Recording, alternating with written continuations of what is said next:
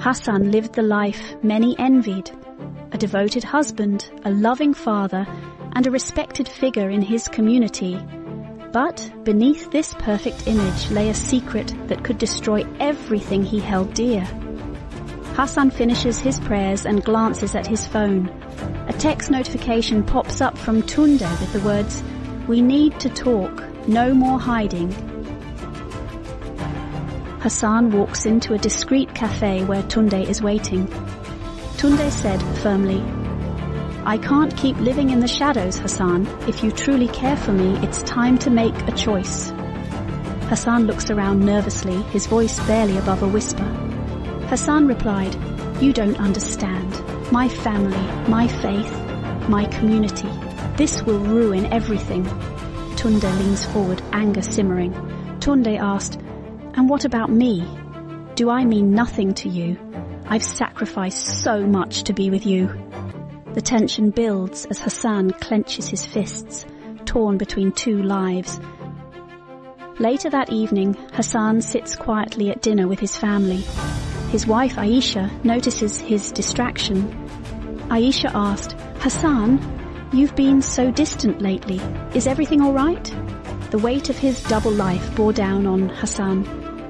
The walls he had carefully built were closing in. Hassan scrolling through the photos on his phone. His phone buzzes. Another message from Tunde reading, "You have until Friday to decide." Hassan visits his best friend Farouk, seeking advice without revealing the full truth. He asked, "What would you do if someone you cared about was threatening to expose something personal, something that could destroy your life?" Farouk, laughing, "Well, it depends.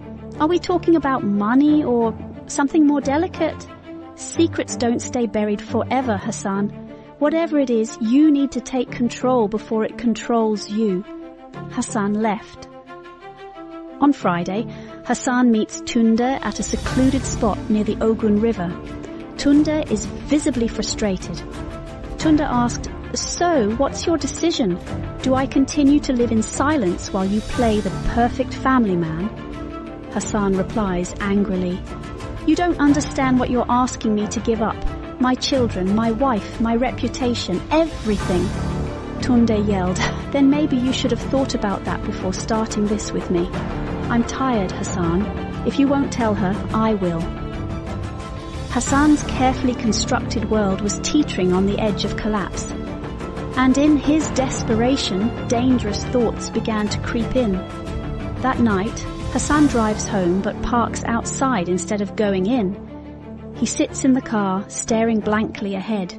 His phone buzzes, Hassan answers. Tunde said, "Tomorrow. If you don't tell her, I will." Hassan whispers to himself softly, "What if I end this another way?" The next day, Aisha is in the kitchen when she hears the doorbell. She opens it to find Tunde standing there, looking nervous but resolute.